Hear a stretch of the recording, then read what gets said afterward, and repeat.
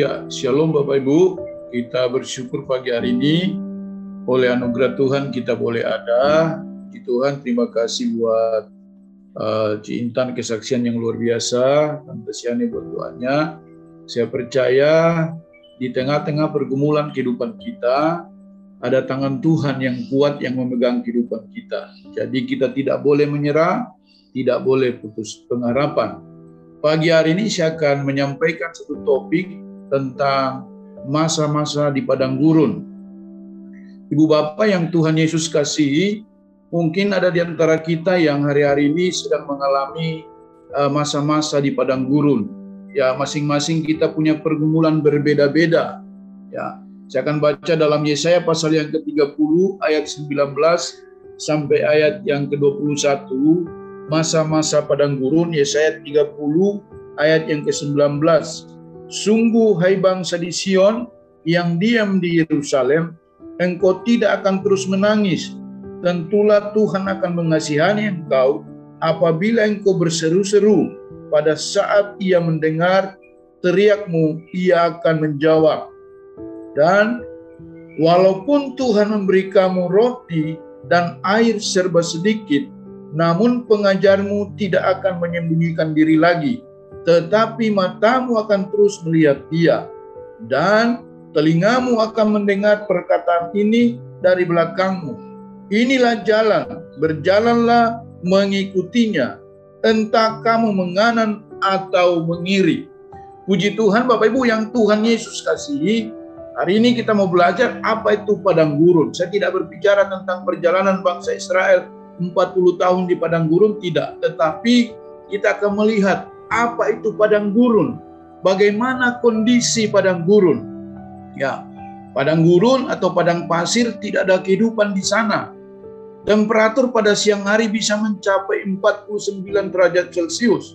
Malam hari bisa turun sampai -2 Celcius. Nah, perbedaan temperatur ini dapat membunuh mereka yang fisiknya lemah, bahkan sulit bernapas karena kekurangan oksigen, bisa dehidrasi karena kekurangan cairan dalam tubuh, dan tidak ada arah. Sepanjang mata memandang hanya ada padang pasir. Itu kondisi di padang gurun, sesuatu yang sangat mengerikan. Ya, tetapi kita percaya di tengah-tengah padang gurun Tuhan menolong kita.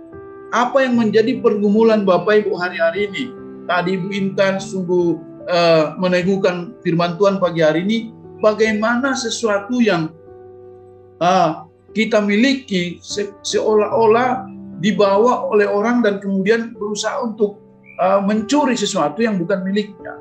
Kondisi-kondisi sejak pandemi ini mungkin membawa kita ke masa-masa yang sulit, kepada suatu pergumulan yang berat, kepada suatu tekanan hidup, entah dalam masalah ekonomi kah, keuangan kah, pekerjaan kah, masalah kesehatan kah.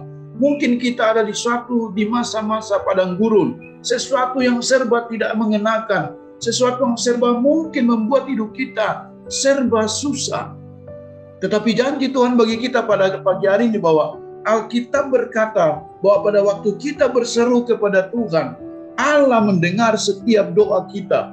Bahkan Alkitab berkata, walaupun Tuhan memberi kamu roti dan air serba sedikit, tetapi penjagamu tidak akan membiarkan kamu.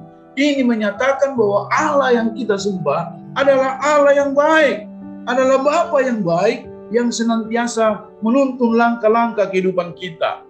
Nah, kita akan belajar bagaimana kita mengalami kemenangan di padang gurun, waktu di masa-masa yang sulit seperti ini. Bagaimana kita bisa keluar sebagai pemenang dan bagaimana kita melewati masa-masa sulit, masa-masa pergumulan, masa-masa padang pasir atau padang gurun dalam kehidupan kita. Pagi hari ini saya akan bagikan 3 hal. Yang pertama, sadari bahwa Allah menyertai kita. Allah ada bersama dengan kita. Ketika kita ada di masa-masa sulit, percaya ada Tuhan yang memegang tangan kita. Sekalipun kita harus melewati lembah-lembah bayang maut sekalipun, melewati setiap pergumulan, ada yang mungkin harus menyiapkan begitu banyak persoalan untuk bagaimana sehingga persoalannya bisa dibuka jalan oleh Tuhan. Tetapi yang Tuhan mau adalah kita tetap taat dan setia. Sebab saya percaya ketaatan akan membuka pintu-pintu yang tertutup dalam kehidupan kita. Satu ketaatan akan menghasilkan pintu-pintu yang tertutup yang mungkin hari-hari ini sedang kita gumuli. Kalau kita taat, ya saya percaya Tuhan sanggup menolong kita. Bahkan Robert Schuller berkata begini, masa sulit tidak akan bertahan, tetapi orang yang kuat akan bertahan. Masa sulit, kesukaran, itu tidak akan bertahan dalam kehidupan kita. Istilah orang bilang, dia hanya mampir sebentar. Tetapi bagaimana respon hati kita ketika kita sedang mengalami masa padang gurun? Memang serba tidak mengenakan.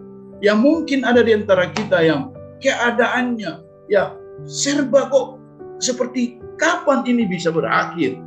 Semuanya manusia itu lebih cenderung supaya ada dalam keadaan comfort zone, zona nyaman. Tetapi adalah kerinduan Tuhan membawa kita.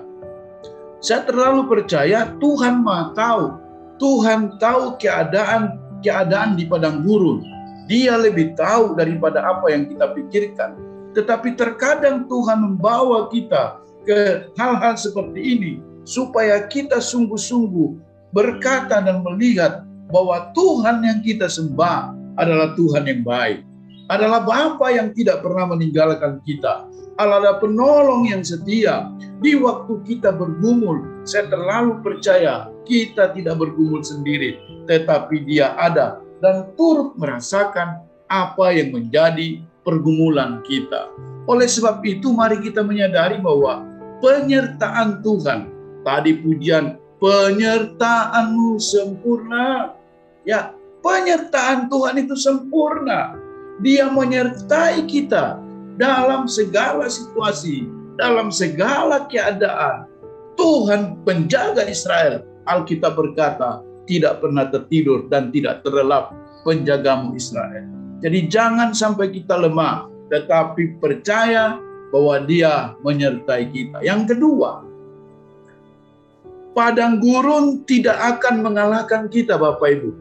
Sekali lagi dalam Yesaya pasal yang ke-30 ayat yang ke-20 saya bacakan firman Tuhan ini. Kalau Bapak Ibu buka Alkitab, di atas perikopnya itu tentang janji keselamatan bagi Sion. Ayat 20, dan walaupun Tuhan memberi kamu roti dan air serba sedikit, artinya kita sedang dibawa oleh Tuhan untuk melihat hari-hari ini. Tidak seperti beberapa tahun yang lalu, dengan COVID ini naik lagi Omikron, belum lagi persoalan-persoalan yang ada. Tetapi percayalah Bapak Ibu, Alkitab berkata, dan walaupun Tuhan memberi kamu roti dan air serba sedikit, namun pengajarmu tidak akan menyembunyikan diri lagi, tetapi matamu akan terus melihat Dia. Dengan kata lain bahwa kalau Tuhan ada di pihak kita, siapa yang dapat mengalahkan kita? Tidak ada. Kesulitankah, aniayakah, pergumulankah, persoalankah? Alkitab berkata dalam Roma pasal yang ke-8, itu tidak dapat memisahkan kita dari kasih Kristus. Tidak ada kesedihan atau masalah yang akan mengalahkan orang percaya, kecuali kita membiarkannya mengalahkan kita. Sekali lagi, tidak ada kesedihan, pergumulan, atau masalah yang lebih besar dari kuasa Tuhan yang dapat membuat iman kita mati, kecuali kita memilih membiarkannya mengalahkan kita. Jadi semuanya kembali ke bagaimana kita mempercayai Tuhan. Semuanya ditentukan oleh keputusan kita dan bukan padang gurun, bukan masalah, bukan situasinya, tetapi bagaimana kita mempercayai Tuhan. Dalam Matius 11 ayat 28 berkata, marilah kepadaku semua yang letih lesu dan berbeban berat, aku memberi kelegaan kepadamu. Nah, kita tahu bahwa Allah izinkan padang gurun supaya kita bergantung sepenuhnya kepada Dia. Dalam kitab Keluaran pasal yang ke-13 ayat 21 sampai 22, saya baca ayat ini bagi kita semuanya.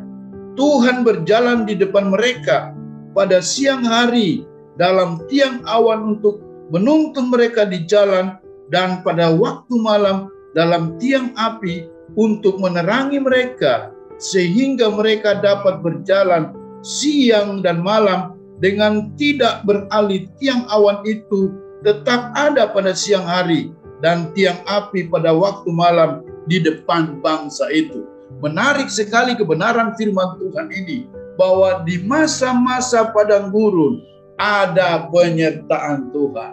Jadi kita tidak boleh dikalahkan oleh masa-masa padang gurun, masa-masa pergumulan kita. Tantangan ada di depan kita, mungkin ada, tetapi percayalah, Alkitab berkata, tiang awan, tiang api itu menyertai itu bangsa Israel.